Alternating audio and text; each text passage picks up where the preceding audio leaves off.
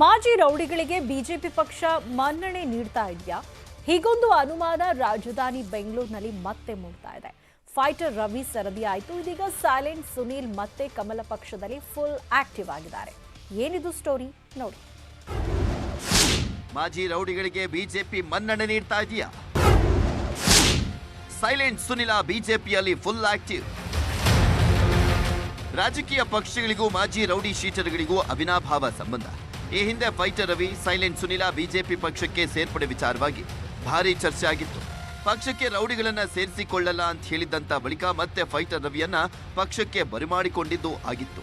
ಇದೀಗ ಸೈಲೆಂಟ್ ಸುನಿಲ್ಗೂ ಕೂಡ ಬಿಜೆಪಿ ಪಕ್ಷಕ್ಕೂ ಸಂಬಂಧವಿಲ್ಲ ಎಂದು ನಾಯಕರು ಹೇಳಿಕೆ ಕೊಟ್ಟಿದ್ದರು. ಇದೀಗ ಚಾಮರಾಜಪೇಟೆಯಲ್ಲಿ ಸೈಲೆಂಟ್ ಸುನಿಲ ಫುಲ್ ಆಕ್ಟಿವ್ ಆಗಿದ್ದಾರೆ. ಗೆಲ್ಲಿಸುವ ಬಗ್ಗೆ ಬೆಂಬಲಿಗರು ಹೇಳಿಕೊಂಡಿದ್ದಾರೆ.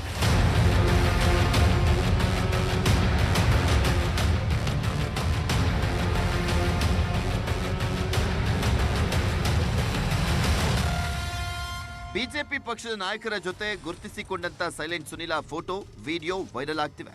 ಚಾಮರಾಜಪೇಟೆ ಸ್ಥಳೀಯ ಪ್ರಭಾವಿ ಮುಖಂಡರು, ಕಾಂಗ್ರೆಸ್ ನಾಯಕರು ಬಿಜೆಪಿ ಸೇರ್ಪಡೆ ಆಗ್ತಾ ಇದ್ದು, ಸ್ಥಳೀಯ ಬಿಜೆಪಿ ನಾಯಕರು ಬಹುಪರಾಗಿ ಹೇಳ್ತಾ ಇದ್ದಾರೆ. ಚಾಮರಾಜಪೇಟೆ ಬಿಜೆಪಿ ಮಂಡಲ ಅಧ್ಯಕ್ಷ ಕೇಶವ್ ಹಾಗೂ ಚಾಮರಾಜಪೇಟೆ ಬಿಜೆಪಿ ಯುವ ಮೋರ್ಚಾ ಕಾರ್ಯದರ್ಶಿ ಶಶಾಂಕ್ ಸೈಲೆಂಟ್ ಸುನಿಲ ಪರ ಹೇಳಿಕೆಯನ್ನು ನೀಡಿದ್ದಾರೆ. ಬಾಲಣ್ಣ ಇಷ್ಟು ದಿವಸ ಮುಂಚೆ ಅವರು ಬಿಜೆಪಿಗೆ ಕೆಲಸ ಮಾಡ್ತಿದ್ರು ಅಂತ ಹೇಳ್ತಾ ಇದ್ರು ಅನಂತ್ ಕುಮಾರ್ ಕಾಲದಲ್ಲಿ. ಅದಾದ್ಮೇಲೆ ಕೆಲವು ನಾಯಕರ ಕೊರತೆಯಿಂದ ಅವರು ಕಾಂಗ್ರೆಸ್ಗೆ ಹೋಗಿದ್ರು. ಆದರೆ ಈಗ ಅವರು ಅದನ್ನೆಲ್ಲ ಮರೆತು ಮತ್ತೆ ನಮ್ಮ ಬಿಜೆಪಿ ಪಾರ್ಟಿಗೆ ಸೇರಿಕೊಂಡು ನಮ್ಮ ಹಿಂದುತ್ವಕ್ಕೋಸ್ಕರ ಈ ಕೆಲಸ ಮಾಡ್ತಾ ನಾನು ಇಲ್ಲೇ ವಾಪಸ್ ಬರ್ತೀನಿ, ಎಲ್ಲದಕ್ಕೂ ಸಹಕಾರ ಕೊಡ್ತೀನಿ ಅಂತ ನಮ್ಮ ಜೊತೆಗೆ ಅವರಾಗವರೇ ಬಂದು ಸ್ವಯಂ ಪ್ರೇರಿತವಾಗಿ ನಮ್ಮ ಪಕ್ಷನ ಸೇರ್ಕೊಂಡಿದ್ದಾರೆ. ಇದಕ್ಕೆಲ್ಲ ಕಾರಣ ನಮ್ಮ ಸುನೀಲ್ ಕುಮಾರ್ ಸರ್ ಅಂತಲೇ ಹೇಳ್ಬೋದು.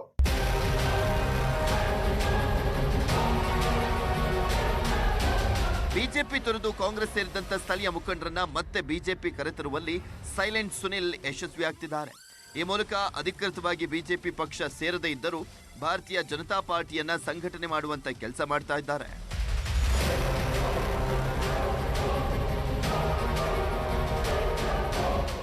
ಶರಣು ಹಂಪಿ, ನ್ಯೂಸ್ 18.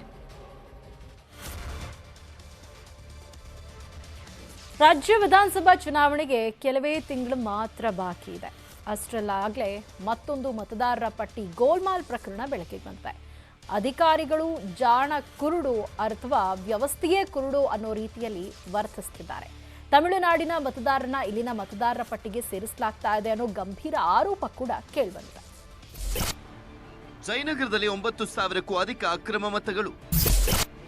ತಮಿಳುನಾಡು ಜನರಿಗೆ ಜಯನಗರದಲ್ಲಿ ಮತ ಹಕ್ಕು.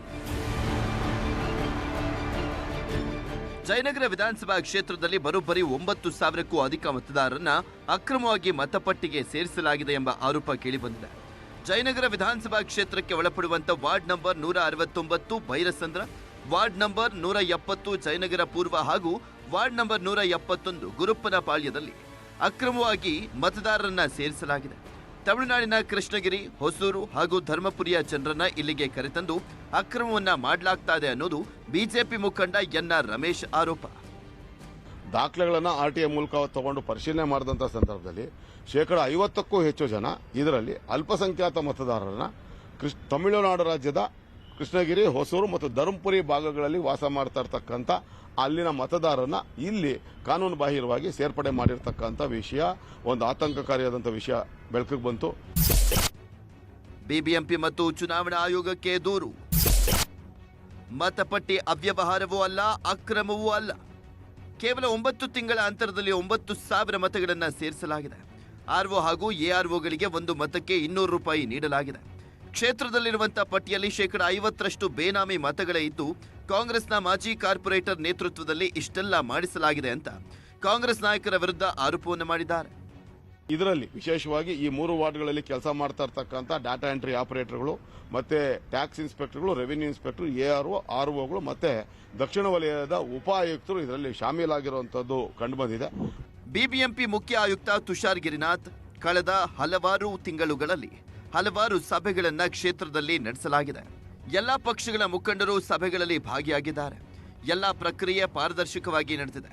ಒಂದು ವೇಳೆ ಅಕ್ರಮ ನಡೆದಿದ್ರೆ ಆಗ ಸೃಷ್ಟಿಯಾಗದ ಪ್ರಶ್ನೆಗಳು ಈಗ ಯಾಕೆ ಬಂದವು ಅಂತ ಹೇಳಿದ್ದಾರೆ. ಇನ್ನೂ ತಪ್ಪು ಕಂಡು ಬಂದ್ರೆ ಕ್ರಮ ಕೈಗೊಳ್ತೀವಿ ಅಂತ ಹೇಳಿದ್ದಾರೆ. ನಾವು ಫುಲ್ ಡಿಲೀಷನ್ ಮತ್ತು ಅಡಿಷನ್ ಏನಾಗಿದೆ ಎಲ್ಲ ಚೆಕ್ ಮಾಡಲಿಕ್ಕೆ ಕ್ರಮ ಕೈಗೊಳ್ತಾ ಇದ್ದೇವೆ. ಅವರು ನಮಗೂ ಜಯನಗರದಲ್ಲಿ ವಿವೇಕ್ ಸುಬ್ಬರೆಡ್ಡಿ ಅವರು ಒಂದು ಕಂಪ್ಲೇಂಟ್ ಕೊಟ್ಟರು, ಅದರಂತೆ ನಾವು ಅವರಿಗೆ ಭರವಸೆ ನೀಡಿದ್ದೀವಿ. ಡಿಲೀಷನ್ ಅಡಿಷನ್ ಏನಿದೆ ಎರಡೂ ಚೆಕ್ ಮಾಡ್ಕೊಳ್ತೀವಿ. ಇದೇ ವಿಚಾರವಾಗಿ ಎನ್ಆರ್ ರಮೇಶ್ ಬಿಬಿಎಂಪಿ ಮುಖ್ಯ ಆಯುಕ್ತ ಹಾಗೂ ಆಡಳಿತಗಾರರ ಜೊತೆಗೆ ಚುನಾವಣಾ ಆಯೋಗಕ್ಕೂ ಕೂಡ ದೂರನ್ನು ಕೊಟ್ಟಿದ್ದಾರೆ. ಚುನಾವಣಾ ಸಂದರ್ಭದಲ್ಲಿ ಕಾಂಗ್ರೆಸ್ ಇಂತಹ ಕೀಳು ಮಟ್ಟದ ರಾಜಕಾರಣ ಮಾಡಬಾರದು ಅಂತ ತಾಕೀತನ್ನ ಮಾಡಿದೆ. ಇದೊಂದು ಚುನಾವಣಾ ಕೆಸರಿನ ಚಾಟವೋ ಅಕ್ರಮ ನಡೆದಿದೆಯೋ ಅನ್ನುವಂಥದ್ರ ಬಗ್ಗೆ ಪರಿಶೀಲನೆ ನಡೆಯಬೇಕಿದೆ.